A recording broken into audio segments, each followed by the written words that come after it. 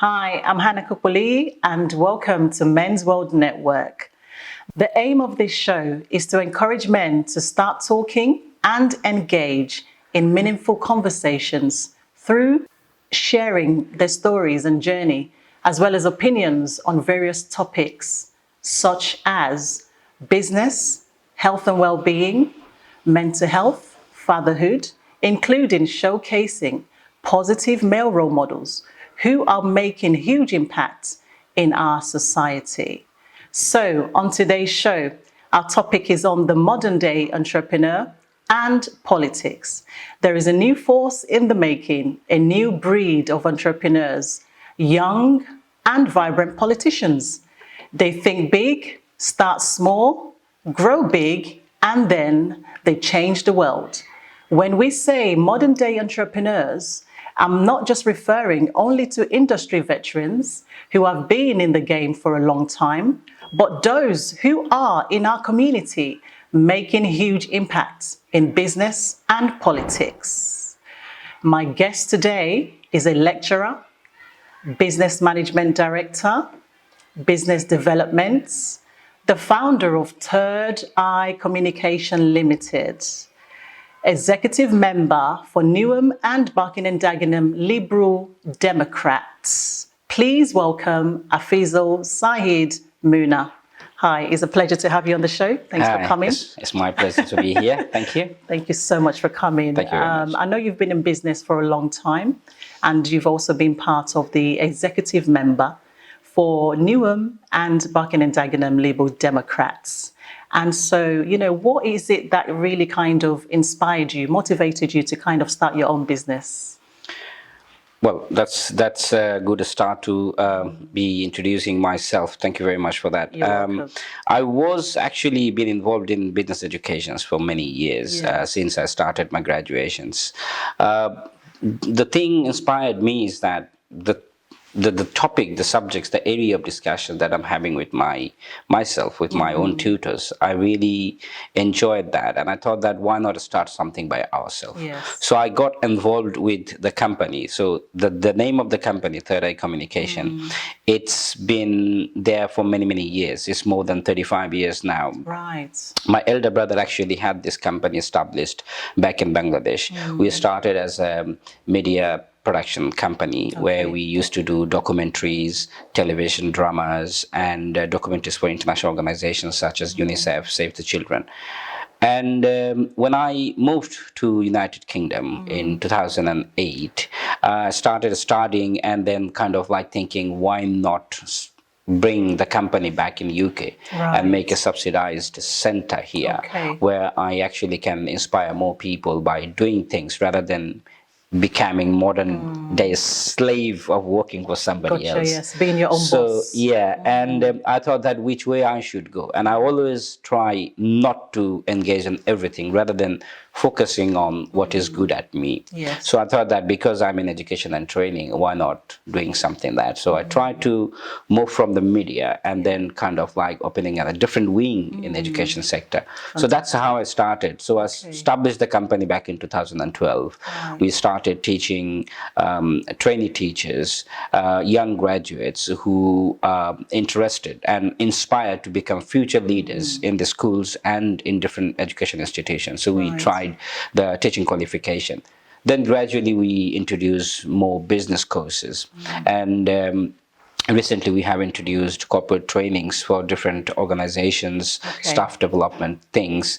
We also work as a consultation team in terms of quality assurance for different organizations, especially on private institutions. So that's how I think that it's better to do something for yourself and growing slowly and inspiring people who can start their own thing rather than doing it for someone else. Exactly, absolutely.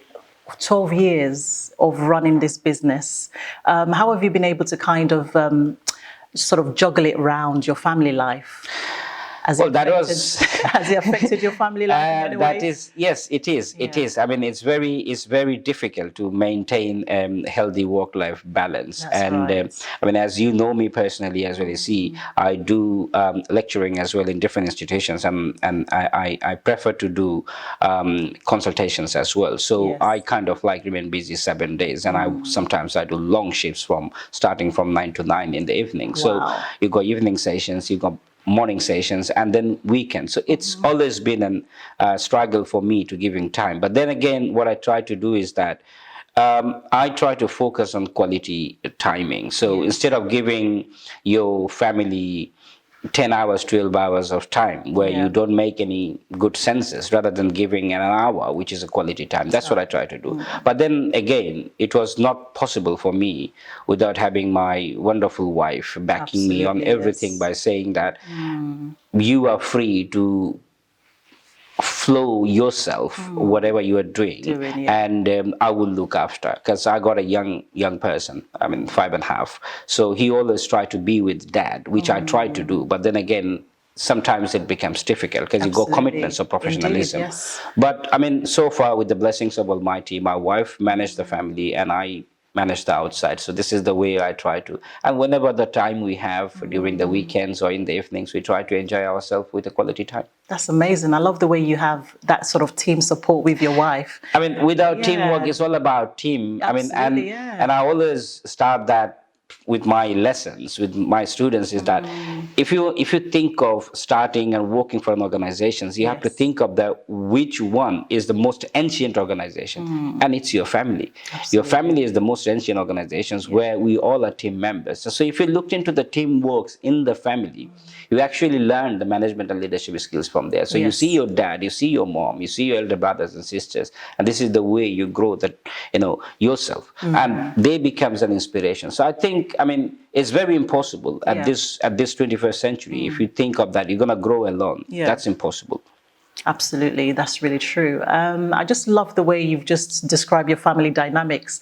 And I just wondered, in terms of being successful entrepreneur, what sort of 3 skills do you feel you need to be a successful entrepreneur? Well, I still myself don't consider as a successful entrepreneurs, number one, because to me, this word is always fascinating, and this word is always unexplained. Yeah. Because if you ask 100 people what is the meaning of being successful, many people will give you many answers. Absolutely, So what yeah. I try to do myself, that is what I try to tell other people, is that if you want to be successful the way you want to be yourself. Be yourself. That's number Be one. you. Be you, Yeah. to be very honest, and then be positive.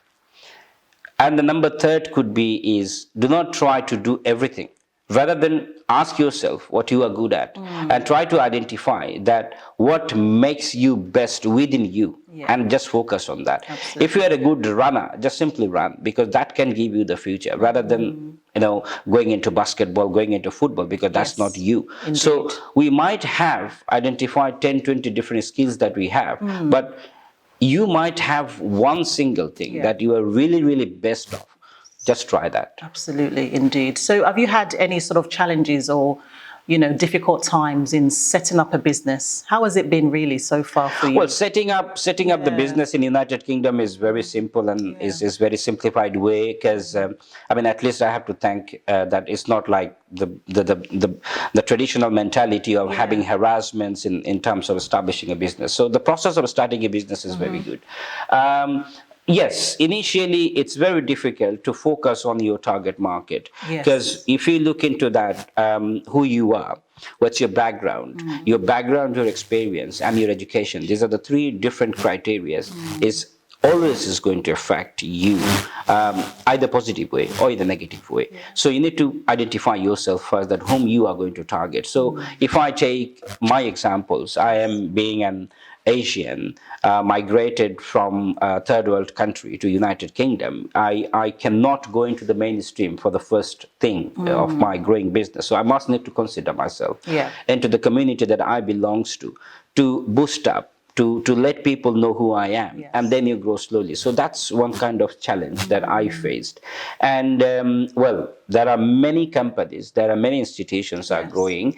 That is also a big challenge, that your competitors are growing every single day in a good Absolutely. numbers. Yeah. And because my institutions, the center that I run is a self-funded center, so the challenge we are facing is that government is giving subsidized programs to the young peoples and the young entrepreneurs, Yeah. and many peoples are availing that. So that sort of thing is, being a private entrepreneurs are actually excluding us to take those slot of the learners, those who think that if I can do a course with a government fund, why should I spend my own money, that sort of thing. Exactly, yes. But then keeping that in mind, I kind of like changed the strategy of the business by saying that we try to empower people by including and embedding the employability skills within our program. So whoever comes here, you will be happy to know that many of my alumni, the students, those who has completed their programs, they are actually now teaching. That's so amazing. I try to kind of like, okay, instead of having an experienced persons bringing in and doing the teaching and the lessons or the mentoring for the new tutor, Yes. it's better that you people come and join. So that's kind of strategy we need to. But then again, it's always challenging. Market is growing. Absolutely. New companies are coming in. Everybody wants to be in the market leader. I try to follow the slow growth of the business, where I try to provide quality things rather than considering the quantity, and then you end up with nothing rather than having a Absolutely. reputations in the market. Yes, indeed. So in terms of you sort of juggling entrepreneurship as well as politics, how have you been able to do both together? Well, 'Cause politics. You're a member of the executive member for Barking and Dagenham as well. Yeah, I as the mean, program I think it's Democrats. one thing I must have to say is that it's because of my commitment. Because what I try to do is that I try to do it with my best way that I can do. I think my dad inspired me that don't try to be everything, but whatever you do, try to be best on that. Yes. So, I mean, politics was not with me. I mean, my whole generation, nobody is in the politics. I think I am the first in the 14 generations who came into politics. Right. And that's why I have to face a lot of criticisms from my own family members as well, that why suddenly I had to come back to politics. But I think since I was following UK politics when I was in Bangladesh. But then again, when I came here, I think I kind of like become attached with the philosophy of liberal democrats, that what I believe and what they believe, because I'm a community person, I'm a community man. I mean, I came from grassroots, and I think that is the best way to start, and that is the best way to put yourself in. And I think that is what Lib Dem is for, that they think peoples are the main power of whatever you wanted to achieve. Right. So I was following them, but I never thought of like being engaged fully with the political party as a member.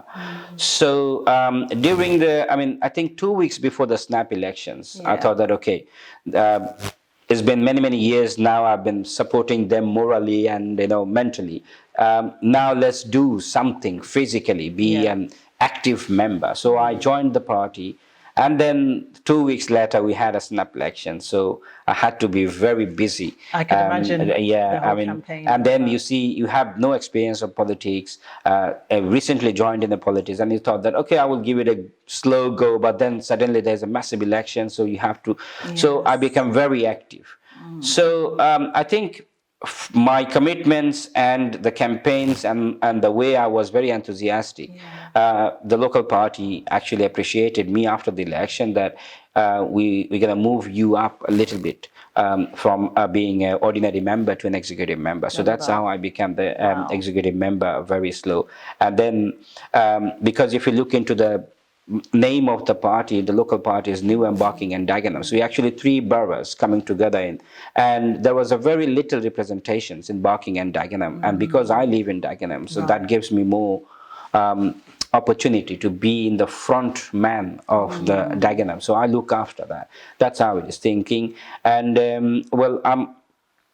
it's a great honor to be in the party. And I recently been elected as an independent school representative for National Education Union as well for Barking and Right. Dagenham district. Congratulations on So that. thank you. Well done. And that sort of things will actually give me more opportunity to be engaged in politics.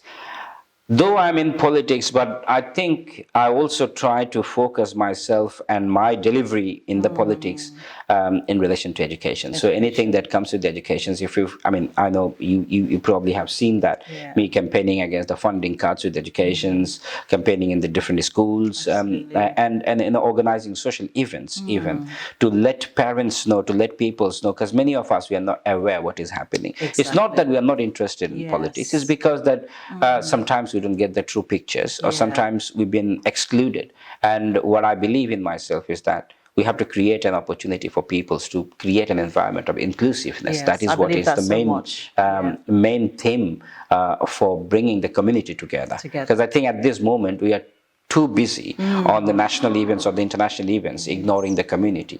So that sort of things I try to do from my heart. Right, which is amazing. So in terms of you sort of getting young people involved in politics, what sort of vision do you have on that, you know, getting them involved to know about politics? I think the main difference, no offense to anyone, but I think the main difference that if I consider myself young and the masses to the youngs probably is that the main difference is that young they prefer to try new things. They are vocal now. We are living in the technology age where you cannot depress people by saying that this is what I want you to do. People are open-minded. They are literate. They are educated. They will be saying what they wanted to say. And the main difference, what I see with the young people is that they try not to blame people. So there is a blame game in the whole history, that okay, this was not possible, this was not done, is because somebody else hasn't done it. That is what we are following in our society. But the youngs, they are completely different. They think that don't blame anybody, let's take the lead and then do it. They are willing. Let's see what we can do. So let's make the change. I think that is actually bringing young people into the politics. Though there is a slow growth of young coming into the politics after having these Brexit issues, and still we are a very uncertain situation what is going to happen. But I think young people are more interested coming into politics is because they want to see themselves doing things rather than telling people that what you have done good or what you have done bad. Exactly. So in terms of sort of changing that, bringing young people in, do you think that we need to start speaking about politics in schools? I think we should start talking about politics in schools, and not only the schools. I always say that the schools should work very closely with the community organizations that we have. So the community organizations, the charity organizations, the people like us, those who are working for the community, our community leaders, those who are already established leaders, or even the inspiring new leaders, they should come and talk to the people, not giving them wrong messages or not telling them which party to follow, rather than telling them what they can bring to the community. Making the information available. When they will be able to make up their mind, they will choose whichever directions they wanted to go. But offer them an opportunity to grow, give them a sky to fly. That's what I would say. So many people believe that politicians are liars. They come here, they say something, they don't do that, they don't keep promises. I do not disagree that. Yes, many cases it happens. Even till today, it is happening. But then again, there is an opportunity, because at the end of the day, it is one of the vital criteria that is going to lead the rest of the elements in the society. Yes. So when it comes to sort of giving young people the right direction, if they choose to join Leap Democrats, what is the first steps that they need to take? Well, I think my party has already taken initiatives of joining as a scheme member program. So initially, many people think like that, joining a political party means you are bounded by a direct debit or paying subscriptions of annually a membership fee, and so, which is good, is because it's a commitment and it's not a big money. But then again, we recently have introduced the scheme, is that support of the scheme, that even if you don't want to be a paid member, you can support us by volunteering an event, by organizing an event, or maybe just giving your support to us by saying, yes, we are Leap Dem by vision, by mission, by philosophy, but we don't want to be a paid member. So we already have started that process with our local local party. Yes. We initiated that last month, and it's very positive. Many people has shown their interest that yes, they would like to come to this scheme program, supporter scheme program. So I think that's a fantastic opportunity Yeah. for the people. And I would say this is a fantastic opportunity is because instead of you, even if you pay £2 per month, for example, as a subscription fee, Right. that is your investment. So this supporter scheme will give you a full opportunity to understand the party first, to let yourself know first as well that whether this is a positive field for you or not. Rather than being a financial committer to the political party. So think of that, and if you think yes, this is what you something like believe, like what I believe, that yes, this is the best party for me, is because this is not a political party, this is me representing. I can see myself as a Lib Dem. So when you will be able to see yourself something like that, then probably think of becoming a political member. Absolutely. Because if you become a member, then you get other opportunities of being a candidate in the future, and then having a positions and in the committee, and you engage in plannings, you engage in policy makings. There are a lot of things that we do. I like the fact that you're able to have information for you to decide whether or not you want to join that party, which is really good opportunity for young people or anybody who may want to be, a member of the Liberal Democrats. So I just wanted to know, in terms of what's next for you, what is your next plan? You're an entrepreneur, you're an executive member of the Liberal Democrats.